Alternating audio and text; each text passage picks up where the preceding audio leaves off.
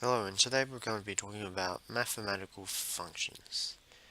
Now, functions are basically a way to store equations, but I'm just going to show you how to do them in code first, because that's how I gained my understanding.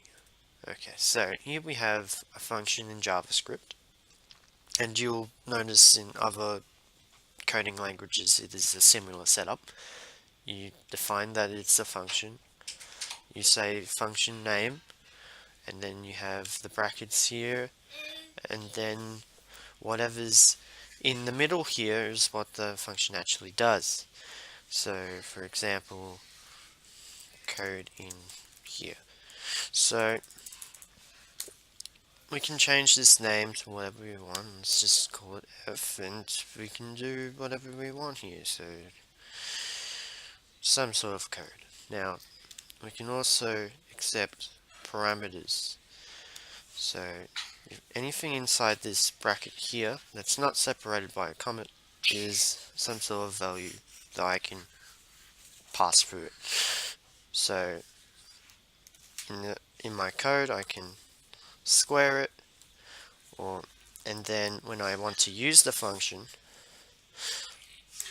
I put the function's name in the bracket and then the value that I want to square. In this case 4, and that'll equal 16, because 4 times 4 is 16. Now, and as I change this, it will change what this becomes. But we can also plus 1, do other things. It's not excluded to be a certain thing. Okay, so how does that relate to math? So let's bring up this and the pen. Okay, so normally in math we define a function as f of x, like that, and then we say that it's equal to, and then whatever the value that we put in here will be whatever comes up here, like normal algebra. And then we can square it and plus 1 or plus x or whatever. So why is this useful? Well, we can define multiple functions just by changing the letter. And then we can create a new function, which is the sum of two functions, for example.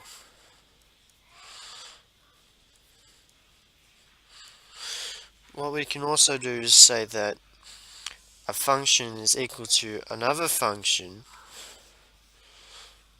where the input is the same,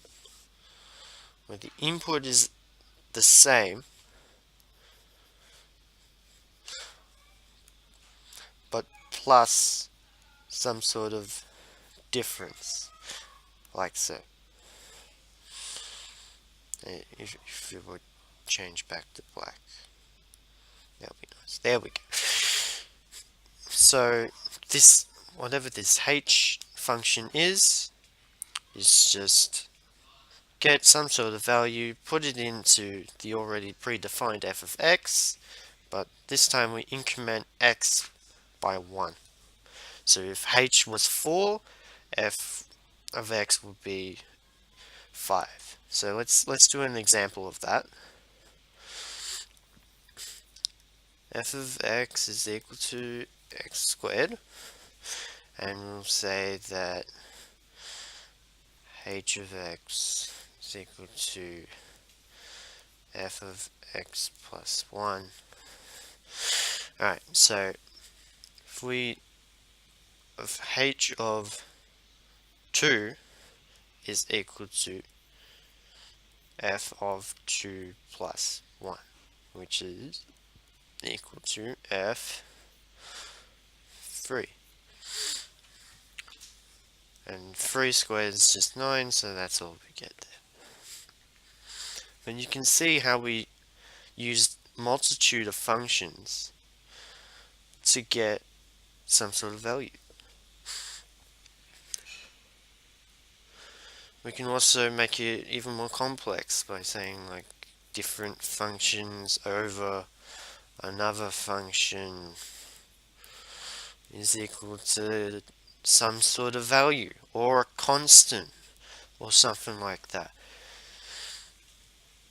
Depending on what these functions are, we can make it always equal to 0, but we can just define it as another function.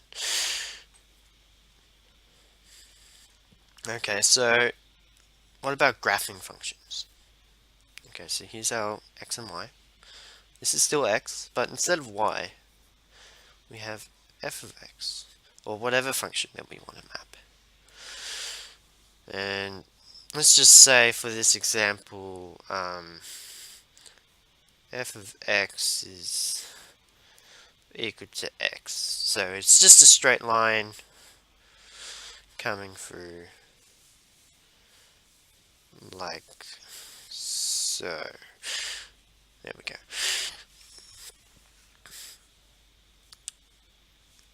And as you can imagine, it's just the same as writing y is equal to x. That's all we're really doing here. But we can say that if we didn't know what the y value is, we can say that this is 5 and this is f5 because we don't know what the value is. So a better example is if we had a really weird curve and we wanted to know what that was there, and let's say that was pi or something. Well, we can say that the y value, the coordinate, is just f pi. So if you were to write it, pi, comma, f pi, all in brackets. And that would be the coordinate of this value right here.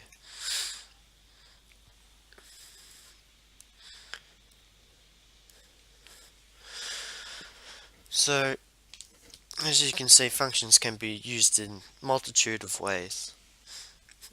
And we can also see that we can use other functions to create different functions. So that was my basic introduction to functions. We haven't learnt this at school on the VCE level yet. That's why I'm keeping this as a back to basics guide, because I just learnt this off Khan Academy. So if you have any questions relating to functions, feel free to contact me through the comments or social media, and I'll be sure to answer your questions as best I can. I will see you in the next one.